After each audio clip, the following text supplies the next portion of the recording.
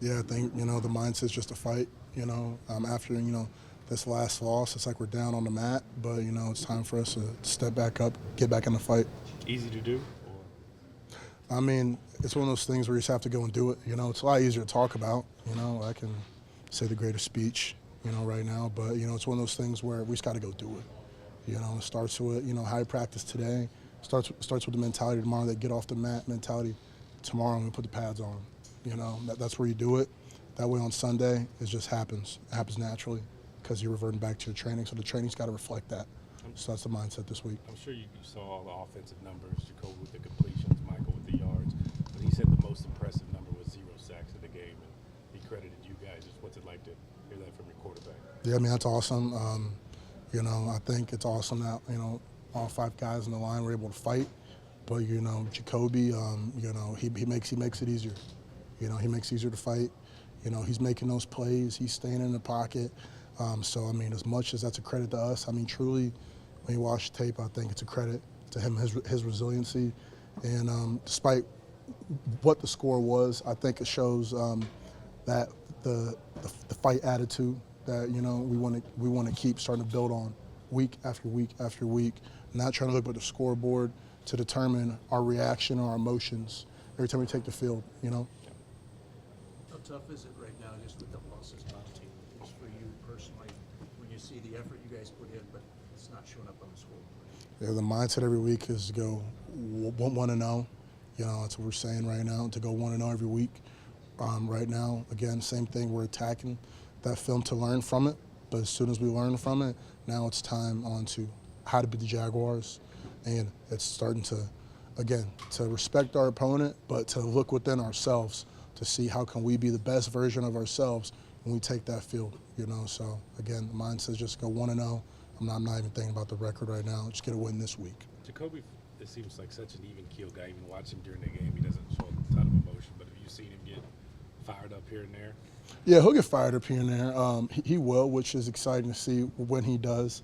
But I would say throughout the course of a game with an amazing play or something that does not go our way, I would say the composure that he has is a quality that I really appreciate, his composure. He's really not going to let that kind of too hype side kind of get out until it's time for us to get into victory formation like the Cowboys game. But besides that, it could be the craziest throw in the world, completion in the world, and he's going to hit, his little old school. He's like, 33, 34 little, and just keep it pushing. Try to hype him up a little more, but he's just going to hit the little fist thing and just move on. But that's him. He's composure, because we have a whole nother drive, which we love.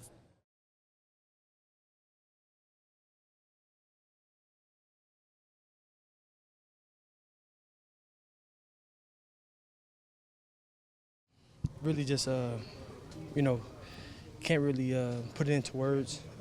Kind of just been kind of soaking it in and just, it feels like home. I'm literally right in my same locker where I was, right next to Fitz, and it's just it's a blessing. It really is, and just super excited to get in here, fit in with the guys, and just try to make my way just like I did 8 years ago, so yeah. I can't believe it's that long ago. I know, right? It flies by, especially when you got 2 kids, and it's really going by fast, for sure. When you flash back to 8 years ago, you were an undrafted guy. How did you make this team? What do you think was most important to convince the coaches that you deserved a spot? Yeah, I think honestly it's just I think the day-to-day preparation. I think Larry was a huge help in that. I think that Christian Kirk, obviously Chase Edmonds, all those guys, Ezekiel Turner, Dennis Gardeck, that whole draft class, that rookie draft and undrafted class was a special group, and I think that also having Coach Rogers as well too, being able to come in with that type of I think backing, I guess you would say, having Fitz and having a great rookie draft class, and then obviously having Coach Rogers and being able to be coached hard by him as well too, and having Steve Wilkes, I think it just made it. It was my type of coaching that I needed, and it was just like I said, just the preparation day in and day out.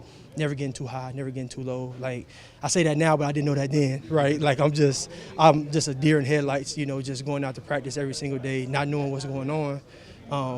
But it's nobody but God. Like I wasn't the fastest, strongest, and all those different things, and here I am 8 years later in the league, and it's nobody but a testament to God. So yeah. With that previous relationship with Jeff Rodgers, I mean, is that something where, you know, the more things change, the more they stay the same? You look at the playbook. Is it similar stuff on special teams that they're doing, and could you just step right in? Do you think? Yeah, for sure. It's definitely a lot of similar stuff, and that was honestly one of the biggest reasons why I chose to come back. Just being familiar with Coach Rodgers and the way that he orchestrates practices and the way that he holds guys accountable, the standard of special teams, and that was something that I was craving, and it is very similar, and I think that obviously getting into practice and all those different things and getting back into the technique. I've been away from him for a couple of years, so obviously some rusty stuff that I got to get worked out. But the names of the techniques, doing the techniques, I'm very, very familiar with it.